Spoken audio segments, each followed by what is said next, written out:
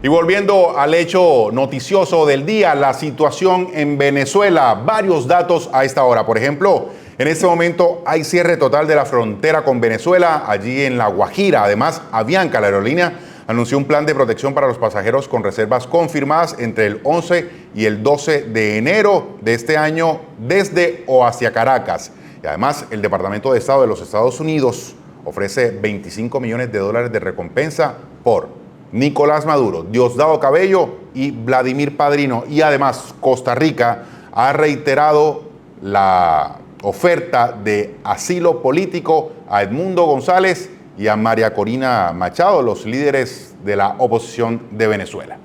Vamos a analizar un poco más lo que está sucediendo en el vecino país. Por eso hasta ahora quiero darle la bienvenida a abogado y analista político de la casa, Álvaro Navas. Álvaro, buenas tardes, buenas noches, ¿cómo estás? Bienvenido. Muy buenas noches, Yair. Cordial saludo a toda la audiencia. Bueno, Álvaro, yo quiero preguntarte sobre la interpretación de lo que ha sucedido hoy en Venezuela. Una nueva juramentación de Nicolás Maduro, la tercera vez como presidente de ese país. ¿Qué esperar?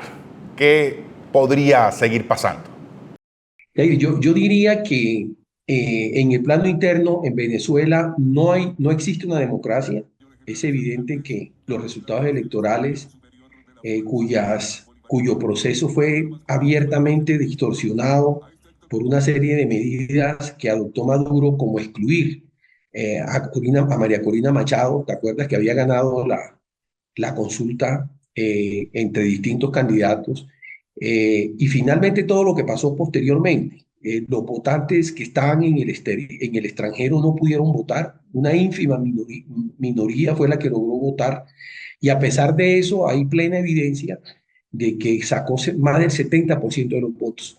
Entonces, digamos, en Venezuela no hay una democracia, tampoco hay un régimen constitucional, porque lo que hay es un sistema de concentración del poder que ha llevado a que las garantías mínimas de una democracia hayan sido seriamente vulneradas. Y en ese contexto, lo que estamos en presencia de un sistema autoritario ajeno a las convenciones internacionales que protegen tanto la democracia como los derechos humanos. Y pensaría yo que en el futuro, lo que se viene, en el futuro inmediato, es unas posiciones que creo yo van a ir progresivamente aislando a Venezuela del sistema internacional. Son muy pocos los apoyos que le quedan, tanto en América Latina como por fuera.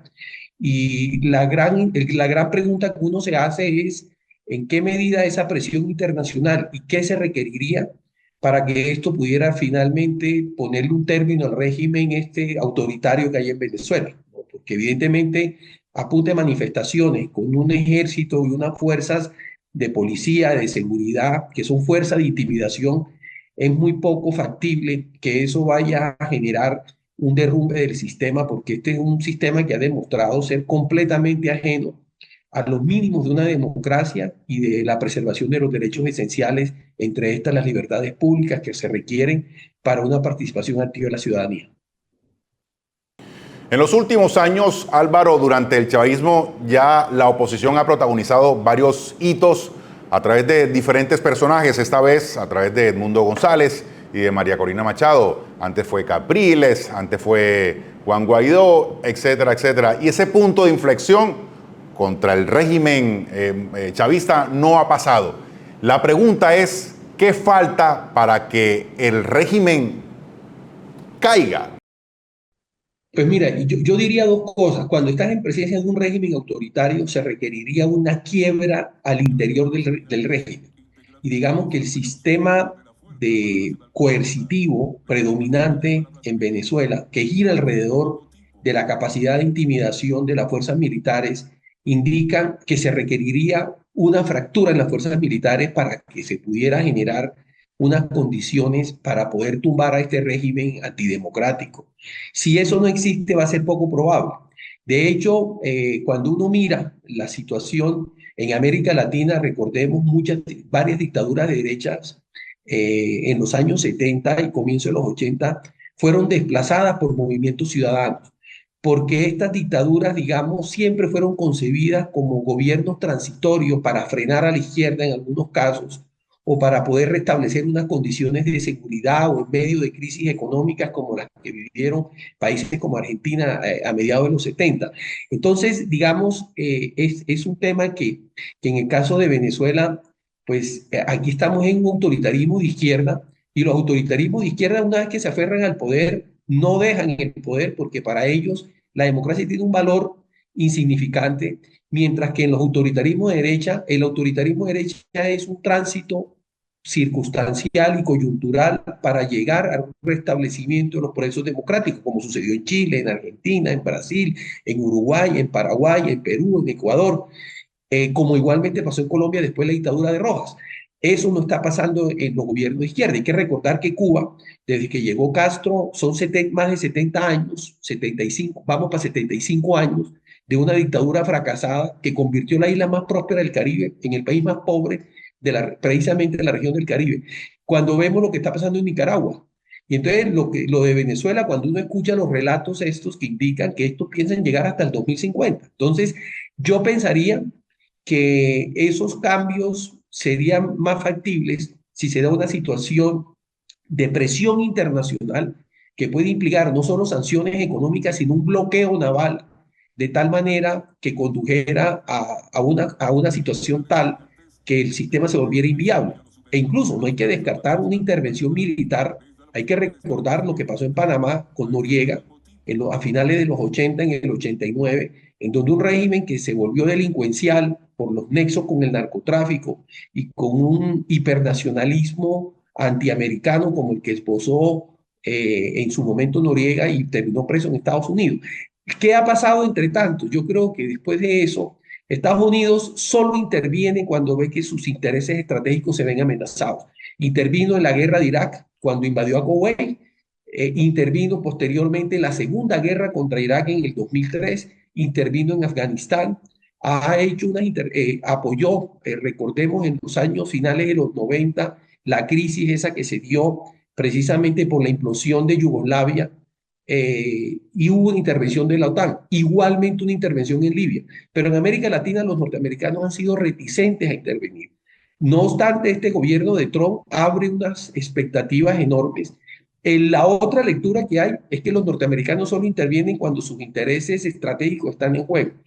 Y para ellos tener un régimen como el de Venezuela, que es susceptible de concederle cualquier ventaja que soliciten los americanos, sobre todo en el entendido de que la capacidad de producción de petróleo de Venezuela ha bajado considerablemente, de estar cerca de 3 millones y medio, hoy no llega a 800.000 barriles, pero podría llegar a más de 5 millones de barriles.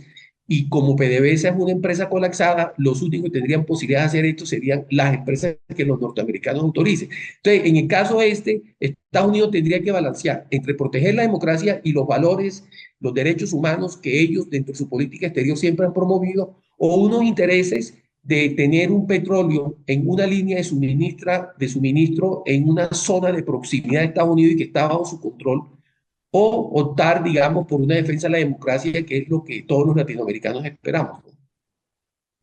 Álvaro, ¿y cómo debe ubicarse Colombia frente a esa presión internacional a la cual usted hace referencia?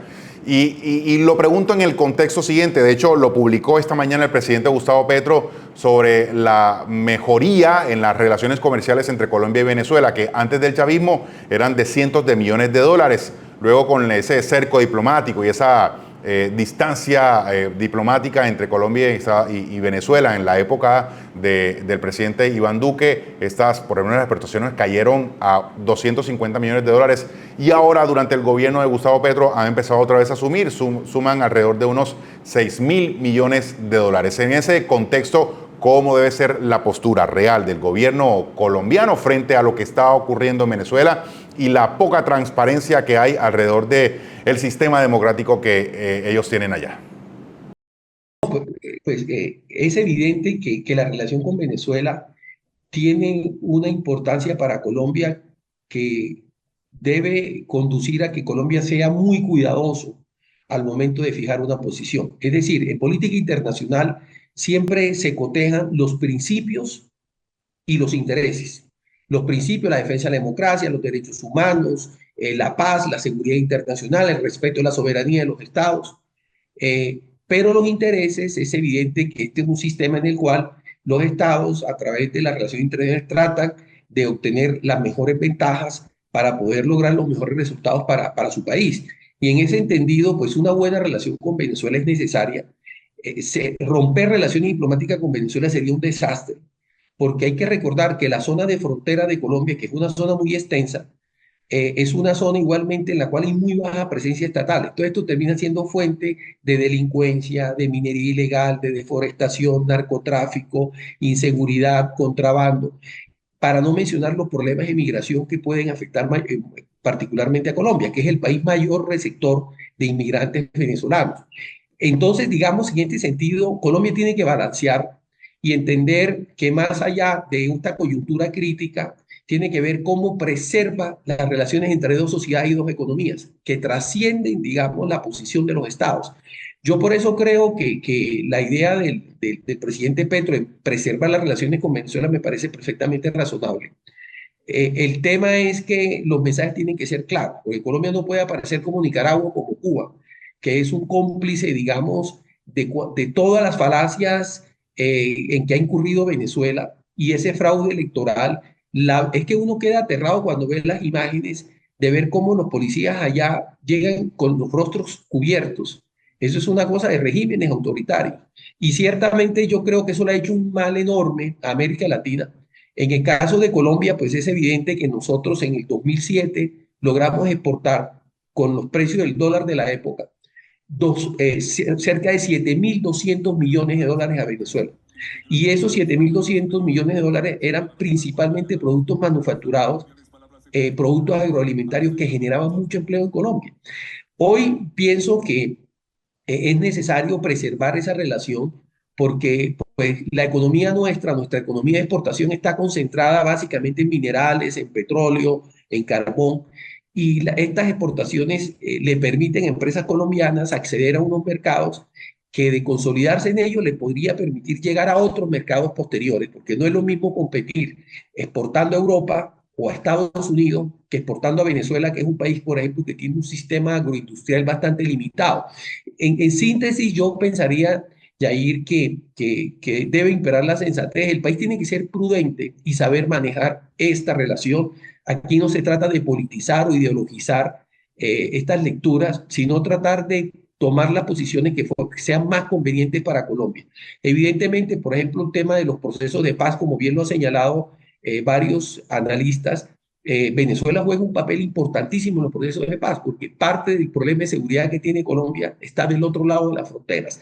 Entonces es necesario un entendimiento en el entendido de que ese entendimiento no implica un reconocimiento a todas las atentados en que ha incurrido el régimen de Maduro contra la democracia en Venezuela y que ha generado tanto rechazo en América Latina y en el sistema internacional, empezando, entre otras cosas, por los rechazos explícitos en el sistema internacional y particularmente en la Unión Europea, donde de manera unánime los países condenaron pues el fraude electoral en que se incurrió y muy probablemente yo creo que los pasos siguientes seguramente será el de reconocer al presidente al cual hicieron el fraude electoral y que debería abrir la posibilidad para que progresivamente se dé una situación en la cual el margen de maniobra del régimen venezolano se reduzca considerablemente. Porque un Estado, si no tiene relación con otros Estados, el margen de maniobra que tiene es muy difícil. El tema de Estados Unidos es fundamental. No sabemos qué va a pasar. Trump ha generado una enorme incertidumbre porque si asume una posición fuerte de sanciones con la situación crítica que se está dando actualmente por el aislamiento de Irán, el menor poder que tiene, los problemas que tiene China, pero sobre todo de Rusia, pues Venezuela ya no tiene aliados en los cuales apoyarse, porque entre otras cosas, Cuba y Nicaragua son dos países completamente inviables económicamente y esto podría conducir, digamos, a una situación en la cual en algún momento pudiera darse un tránsito, un retorno a la democracia, que es lo que mejor le podría servir a ambos países y sobre todo a Colombia, porque yo estaría convencido que una vez que se restaure la democracia en Venezuela, el crecimiento económico que va a tener Venezuela va a ser importante porque el apoyo y la cooperación internacional que recibiría el nuevo régimen sería muy fuerte, Jair. Álvaro, muchas gracias por su análisis, muy gentil, que la pase bien. Con el mayor gusto. Saludos a todos.